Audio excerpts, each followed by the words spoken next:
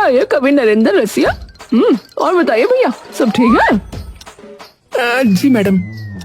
कचौड़ी खाइएगा? अरे क्या खा खाइएगा है? पहले आप खाने के लिए तो कुछ छोड़िए। नहीं मैडम, बस धन्यवाद। चलिए आपकी मर्जी। हाँ जी टीनू जी, जरा इन्हें बता दीजिएगा आज का केस, और आप साथ में ही जाइएगा। केस? मैडम, केस मतलब किसी खतरनाक मुजरिम को पकड़ना है क्या? अरे आप तो डर ही गए कवि महोदय। लश्कर के हेड को पकड़ने नहीं भेज रहे आपको, चिंता मत कीजिए। ठीक है मैडम, तो फिर हम चलते हैं। ठीक है। अरे हाँ टीनू, आते वक्त मेरे लिए टिक्की और ले आइएगा। एक हलवाई बैठा लाता हूँ, यहीं बांध लियो उसे। ठीक है मैडम, चलो भाई।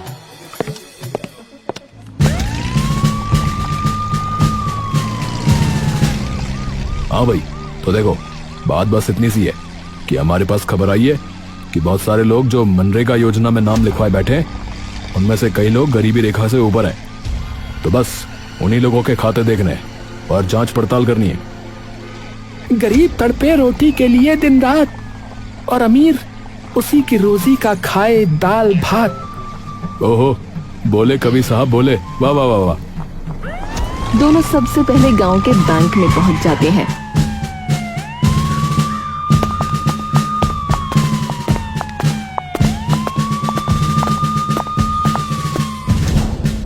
तू यही बैठ, मैं जरा इन लोगों के खातों के बारे में पता करके आता हूँ, ठीक है?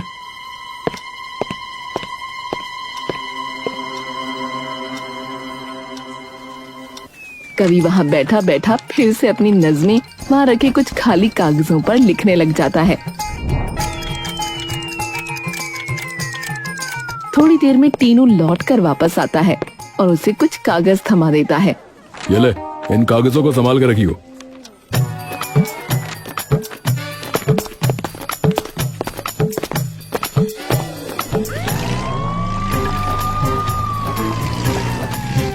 दोनों गाड़ी में बैठकर कहीं जाने लगते हैं। अब कहाँ जा रहे हैं? बस कुछ लोग आए नजर में जिनके खाते में पैसे जा रहे हैं, लेकिन थोड़ी देर बाद ही वो पैसे किसी और खाते में भेज दिए जाते हैं। और जब उनका खाता देखा तो उन लोगों के पास तो पहले ही खूब पैसा पड़ा है, तो इन्हीं लोगों के घर जा रहे हैं। इन लोगों ने पहना झूठा लिबास है। इन लोगों ने पहना झूठा लिबास है। सर, इन लोगों को डंडे मारो, ये तो पक्के धोखेबाज हैं। वाह वाह वाह, क्या कहने भाई, शायर साहब हैं, क्या बात है, वाह वाह वाह। टीनू और कवि गप्पेलबाजों में से एक इंसान वीरपाल के घर पहुंचते हैं। सामने एक बड़ा सा मकान है और अंदर कई ट्रैक्टर खड़े हैं। वाह, ये तो वही बात हो गई सर। कौन सी बात? हाथी के दांत दिखाने के और खाने के और। वाह, क्या कहने भाई, तुम्हारा साथ सबसे बढ़िया है भाई कवि है ना। तो वो भुक्कड़ मैडम, ना उसके खाने के ऑर्डर। उसने मुझे हवलदार कम और ढाबे का छोटू ज्यादा बना रखा है। हाँ, ये तो मैंने भी देखा है। खाने पे ज्यादा हाथ रहता है उनका। ज्यादा हाथ नहीं, वो खुद ही पूरी की पूरी खाने पे रहती है। हाँ। कवि हंसने लगता है। चलो जरा इनको पकड़ के लेकर आते हैं।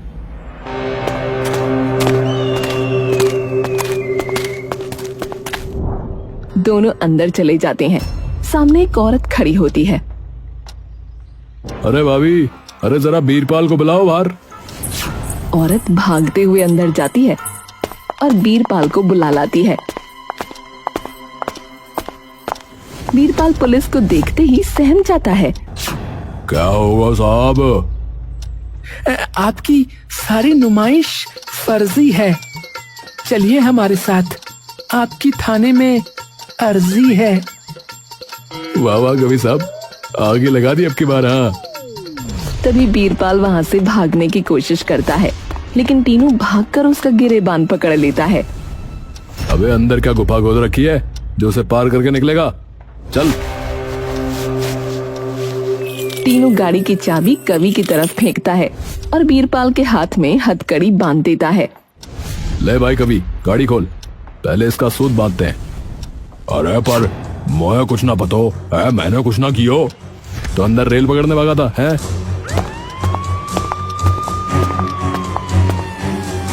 टीनू उसे पीछे बिठाता है।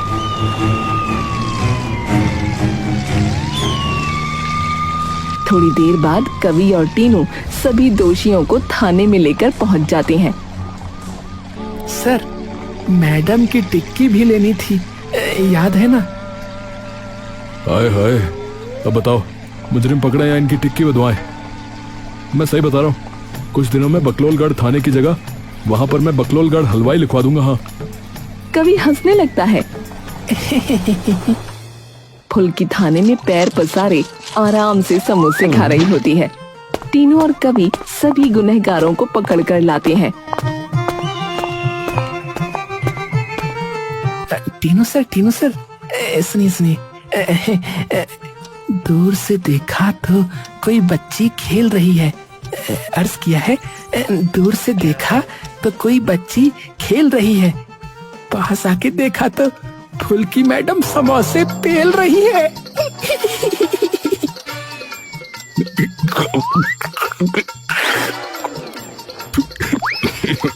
अरे भाई कभी, अरे मान गए यार तुम्हें। अरे वाह, धर ही लाए। टीनू जी बताइए, कवि साहब की हवलदारी कैसी लगी आपको? अव्वल दर्जे की मैडम, अव्वल दर्जे की। अरे वाह, मान गए कवि महोदय।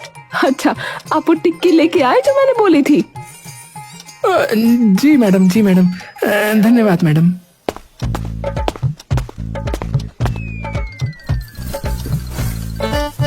चलिए करो भाई इन्हें अंदर।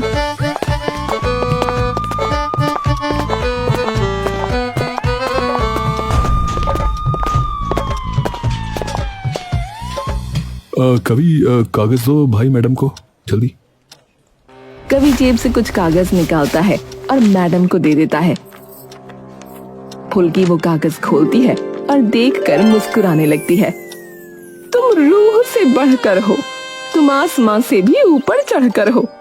फुल्की मुस्कुराकर कवि को देखती है। मेरे लिए लिखी थी क्या? ये आ गया। कवि अपनी जेब ढूंढने लगता है और एकदम से उसकी सारी हवाइयां उड़ जाती हैं। क्या हुआ, कहाँ गए कागज? कवि धीरे से टीनू की ओर शर्म भरी मुस्कान के साथ देखता है। कागज तो अरे कहाँ है? वो तो मेरे पास नहीं है। टीनू अपने सर पर हाथ मारता है। अरे कवि, ये क्या कर दिया तुमने? फुल्की उनके हाव भाव देखकर समझ जाती है कि कुछ गड़बड़ है। क्या हुआ?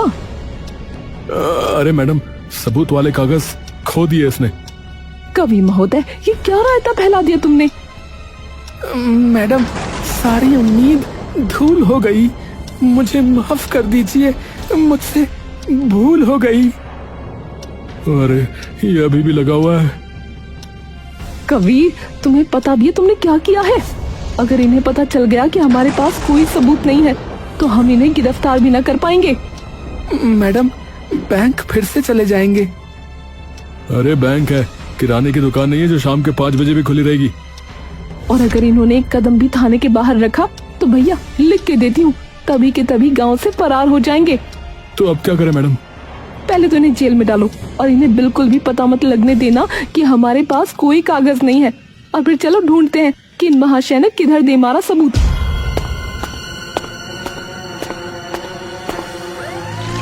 तीनों गाड़ी में जा रहे हैं और कवि पीछे बैठा है। हाँ भाई कवि, अब बताओ कि कहाँ कहाँ से निकाले थे कागज? अरे क्या हो गया, जबान भी खो दी क्या? बोल क्यों नहीं रहे कवि? फुल्की गाड़ी के ऊपर शीशे में देखती है कि कवि पीछे बैठा कागज पर कुछ लिख रहा है। ये देख लो टीनू जी, पूरा केस फंसा दिए हैं और इनके कान पर जूं तक न रेंग रही है। अरे ओ कबीरदास, ओ भाई ओ। जी सर, बताइए। अरे तुम्हारी इन नज़मों से नहीं मिलेंगे हमें कागज। ये बताओ कि आखिरी बार कहाँ निकाले थे? जब हम ढाबे पे रुके थे टिक्की लेने, शायद तब निकाले थे। लो जल्दी ढाबे पे गाड़ी लो।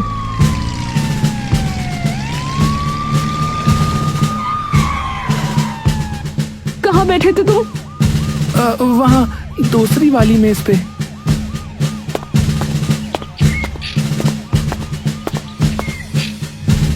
मैडम यहाँ तो कुछ नहीं है। अरे सुन भाई ओ। जी साहब बताओ। यहाँ कोई कागज पड़े मिले थे क्या? पता नहीं साहब, मेज कुर्सियों की सफाई तो मुरारी करता है। हाँ तो बुलाओ उसे। तभी कवि और फुल्की भी तीनों के पास आ जाते हैं।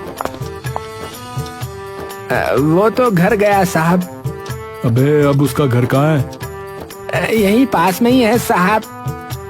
तो एक काम करो, तुम चलो हमारे साथ, बताना हमें उसका घर कहाँ है। ठीक है साहब, एक बार मालिक को बोल के आता हूँ।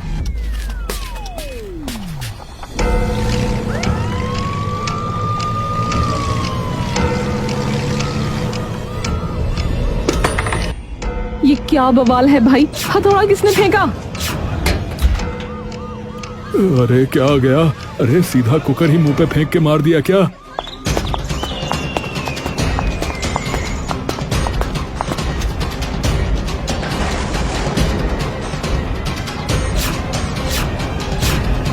तेरी रेल बनाऊंगी बेटा आज शाम में। ये जो कोने में दुबका हुआ है बेटा है ये? नहीं नहीं मैडम, पति है ये। है? ये पति है? इसकी सही में रेल बना देगी ये। जी हमें क्या नाम बताया था? मुगरी।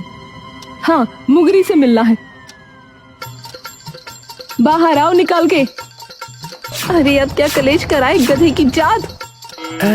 गुस्सा मत होइए बहन जी, हमें बस बात करनी है। हम तो यहाँ आए ही इसलिए हैं क्योंकि हमें इनसे पूछताछ करनी है। बहन जी ये बेलन इसकी छाती पर फेंक के मार सकती हैं। तभी मुगरी थोड़ी हिम्मत करके बाहर आता है। हाँ भाई, ढाबे पे साफ सफाई करते वक्त कोई कागज मिला था तुम्हें अभी थोड़ी देर पहले? नहीं साहब, मुझे तो कुछ नहीं मिला।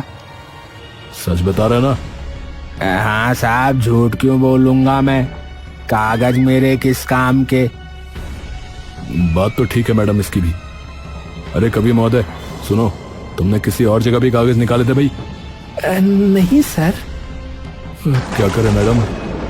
चलो वापस थाने। और क्या ही करें, अब छोड़ना ही पड़ेगा, कल फिर बैंक जाना पड़ेगा। इतने में वो फरार हो जाएंगे। क्या ही कर सकते हैं। फुल्की, तीनू और कवि मुंह लटकाए वापस थाने आ जाते हैं। फुल्की वापस अपनी कुर्सी पर आकर बैठ जाती है। सारा काम खराब कर दिए तुम कवि। चलो और कुछ नहीं तो ये टिक्की ही खा लेते हैं थोड़ी। फुल्की थैली खोलती है और एकदम से चौंक जाती है। अरे टीनू जी, मिल गए कागज। मिल गए? कहाँ मिले? ये टिक्की वाले कागज में, मतलब जिन कागजों में टिक्की बंधी हुई थी। ये लो, बगल में छोरा, शहर भर में ढिंडोरा। पर ये बगल में छोरा आया कहाँ से? टीनू थोड़ी देर सोचता है। मैं बताता हूँ मैडम। अरे क्या हो गया भाई, इतनी देर क्यों लगा दी? अरे साहब वो अखबार ही खत्म हो गए, हम उसी में बांटते थे टिक्की, तो थोड़ी देर रुकना पड़ेगा। आप कोई कागज दे दो अगर है तो। अरे अरे हाँ कवि, तू ही दे दे इन्हें कोई कागज। वैसे भी तू इतने सारे कागज लिए फिरता है रे। वो तो मैं शायरी लिखने के लिए रखता हूँ, पर चलो कोई बात नहीं, दे देता हूँ। और इसने अपने कागजों की जगह हमारे वाले कागज दे दिए। बाहर जाओ यहाँ से और कविता ही लिखना आगे से, नहीं तो किसी और का काम खराब करवा दोगे। अरे अरे मैडम सुनिए सुनिए, मेरी बात तो सुनिए। देखिए मैडम, आपकी गालियाँ 1000 खा लेंगे। आप सुन रही है ना, आपकी गालियाँ 1000 खा लेंगे, पर अगर काम से निकाल दिया तो बापू मार डालेंगे। अरे तुम जैसों का कोई दायरा नहीं है। अरे थाना है ये, मुशायरा नहीं है।